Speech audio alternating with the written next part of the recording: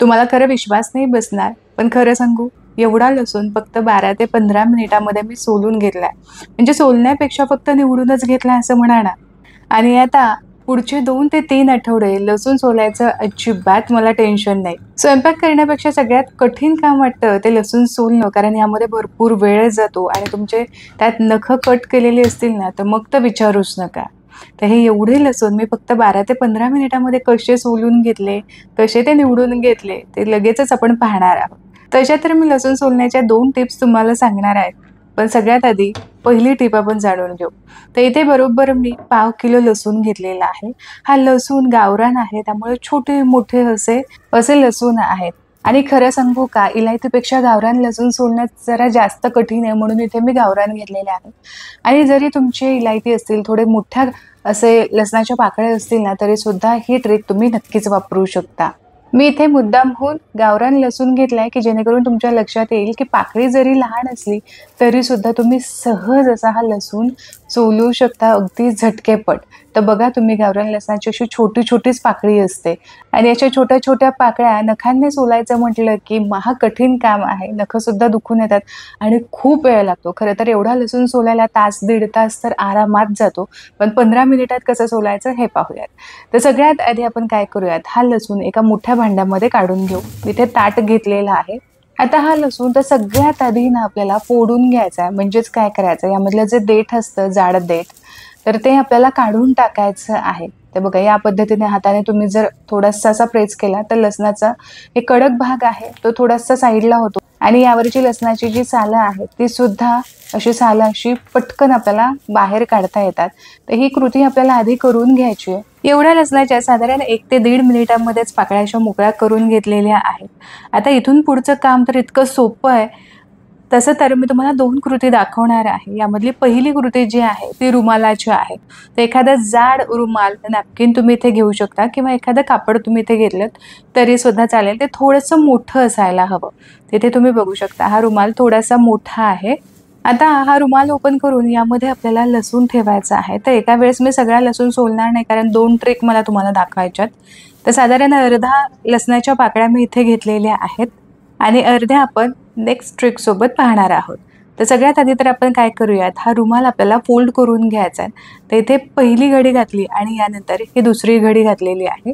इथून पुढचं काम तर खूप सोपं आहे. 5-7 मिनिटामध्ये हा लसूण अतिशय व्यवस्थित असा सोलून होतो. आता काय करायचं, जसं आपण कपडे असं धुतो की नाही, अगदी त्याच पद्धतीने हा लसूण हलक्या हाताने आपल्याला चोळून घ्यायचा आहे. तर अगदी 1 मिनिटभरामध्येच लसणाच्या पाकळ्या ना अशा हलक्याशा वेगळ्या व्हायला सुरुवात होते. फक्त हा लसूण अशा पद्धतीने चोळून घेत असताना ना, रुमालाची घडी जी आहे ती उलट-पलट करून घ्यायची. रुमालाच्या घडीमध्ये हा लसूण आहे, यामुळे पाकळ्या सुद्धा अशा खूप अशा वेगळ्या होत नाही किंवा घरभर पाकळ्यांचा पसारा सुद्धा होत नाही. लसणाची फुलपट्ट घरभर पसरत नाही. तर इथे तुम्ही बघू शकता, अर्धा मिनिट सुद्धा हा लसूण मी चोळला नसेल तरी सुद्धा बऱ्यापैकी लसणाच्या ज्या पाकळ्या आहेत त्या अशा फुलपटापासून वेगळ्या झालेल्या आहेत आणि लसूण असा छान सोललेला दिसतोय. आता फक्त हा लसूण आपल्याला गोळा करायचा आहे आणि एका भांड्यामध्ये आपल्याला ठेवून द्यायचा आहे. तुम्ही इथे बघू शकता. आता उरलेला जो लसूण आहे तो मी पुन्हा चोळून घेणार आहे. यावेळेस थोडासा जास्त वेळ चोळणार, की जेणेकरून बऱ्यापैकी लसणाच्या पाकळ्या अशा छान अशा सोलल्या जातील. साधारण 2-4 मिनिटं झालेली असतील. हा लसूण मी अशा पद्धतीने चोळून घेते. पुन्हा एकदा आपण रुमालाची घडी ओपन करून बघू आणि तुम्हाला खरंच आश्चर्य वाटेल, की बऱ्यापैकी लसूण इथे सोलून झालेला सुद्धा आहे. एक 5 ते 7 मिनिटामध्ये छान लसूण सोलून होतो. भरपूर लसूण सोलून होतो. जास्त जेवढा तुम्ही लसूण घ्याल ना, तितका पटकन तो सोलला जातो. कारण एकावरती एक घर्षण होण्यासाठी बऱ्याच लसणाच्या पाकळ्या असतात आणि यामुळे पटापट सुद्धा काम होतं. आहे की नाही, सहज आणि सोपी पद्धत. लसूण सोलायचा आता इथून पुढे तुम्हाला कधीच कंटाळा येणार नाही. एका वेळेस किलोने म्हटलं तरी तुम्ही लसूण आरामात सोलू शकता. तर सोललेल्या लसणाच्या पाकळ्या चांगल्या अशा निवडून घेतलेल्या आहेत आणि थोडाफार जो काही लसूण यामध्ये राहिलेला आहे ना, तो पुन्हा एकदा आपल्याला चोळून घ्यायचा आहे. तेथे लसणाच्या पाकळ्या पुन्हा एकदा 1 ते 1.5 मिनिटासाठी छान चोळून घेतलेल्या आहेत. ज्या लसणाच्या पाकळ्या अशा सालीपासून वेगळ्या झालेल्या आहेत त्या छान निवडून घ्यायच्या. काही यांना ना लसणाच्या थोड्याशा अर्धवट पाकळ्या तशाच असतात किंवा साली तशाच असतात.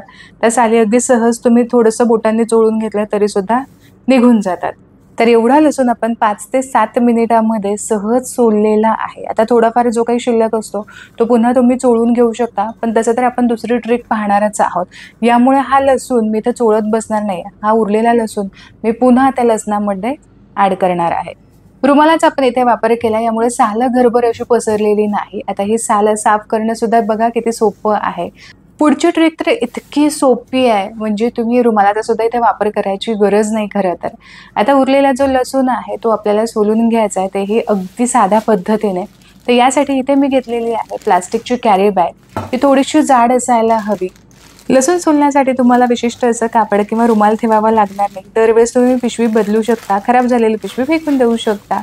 या पिशवीमध्येच आपल्याला हा लसणाच्या पाकळ्या संपूर्ण काढून घ्यायच्या आहेत आणि हाताने यामधली हवा संपूर्ण घालवायची आहे. आणि यासोबतच एका हाताने पिशवीचं ओपन होणारं तोंड पकडायचं आणि दुसऱ्या हाताने आपल्याला हा लसूण असा व्यवस्थित चोळून घ्यायचा. जसं आपण आधी रुमालाची ट्रिक वापरली त्याच पद्धतीने इथे पिशवीची ट्रिक सुद्धा तुम्ही वापरू शकता. रुमालाला वास येण्याची किंवा धुवत बसण्याची सुद्धा गरज पडत नाही. तर इथे तुम्ही बघा अगदी सहज असा लसूण सोलला जातोय. 3 ते 4 वेळाच मी फक्त चोळून घेतलंय. तर 4-5 लसणाच्या पाकळ्या अगदी व्यवस्थित सोलून सुद्धा झाल्यात. आता लसूण सोलणं झालंय खूप सोपं. नख वगैरे अजिबात दुखणार नाही किंवा तासनतास तुम्हाला लसूण घेऊन बसावं लागणार नाही. फक्त लसूण चोळत असताना ना पिशवी थोडीशी जाड असावी. ही जाड असली की म्हणजे ती फाटत नाही आणि व्यवस्थित आपल्याला चोळून सुद्धा घेता येतं. आणि यासोबतच उलटपलट करत ही पिशवी आपल्याला चोळून घ्यायची.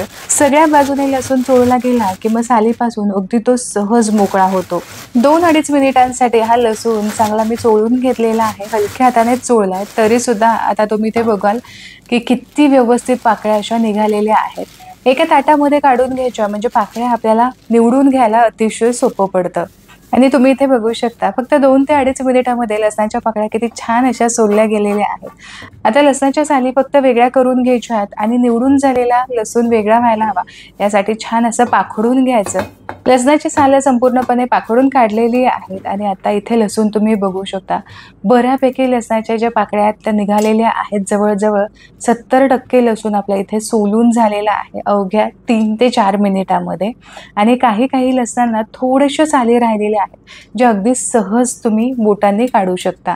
रुमालाऐवजी तुम्ही ते जाड प्लास्टिकची पिशवी वापरली तर खराब झालेली पिशवी फेकून देता येते, पण रुमाल धुणं पुन्हा एक कटकटच आहे किंवा रुमालाला वास राहू शकतो लसणाचा.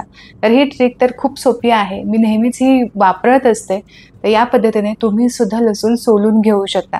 आता उरलेला जो लसूण आहे तो पुन्हा मी प्लास्टिकच्या पिशवीमध्ये घालणार, पुन्हा तो चोळून घेणार. तर इथे तुम्ही बघू शकता किती सहज एवढा मोठा लसूण सोलून सुद्धा झालाय. तर पुन्हा ही सेम कृती मी केलेली आहे आणि पुन्हा लसणाच्या पाकळ्या व्यवस्थित अशा सोलल्या गेलेल्या आहेत. पुन्हा पाकडून घ्यायचं, लसूण पुन्हा निवडून घ्यायची. ही कृती सेम तुम्ही जोपर्यंत लसूण व्यवस्थित सोलून होत नाही, सगळ्या सोलून होत नाही तोपर्यंत करू शकता. पण फार काही आता लसूण सोलायची गरज पडणार नाही, कारण थोडासाच लसूण इथे मला शिल्लक दिसत आहे. तो अगदी सहज तुम्ही बोटाने चोळला तरी सुद्धा यावरच्या जी साले आहेत त्या वेगळ्या होऊन जातील. आणि इथे तुम्ही बघू शकता एक 15 मिनिटाच्या आतमध्येच हा एवढा मोठा लसूण सोलून झालेला आहे. आणि आता 2 ते 3 आठवडे तरी मला लसूण सोलायचं टेन्शन नाही. काचेच्या बरणीमध्ये भरून ठेवा, म्हणजे छान हा फ्रीजमध्ये एक 2 ते 3 आठवडे काय 1-1.5 महिना सुद्धा असाच छान टिकून राहतो. तर आशा करते लसूण सोलण्याची ही सोप्यातली सोपी पद्धत तुम्हाला खूप आवडली असेल. जर ही ट्रिक आवडली तर व्हिडिओला लाईक जरूर करा. तुमच्या मित्रपरिवारामध्ये हा व्हिडिओ नक्की शेअर करा.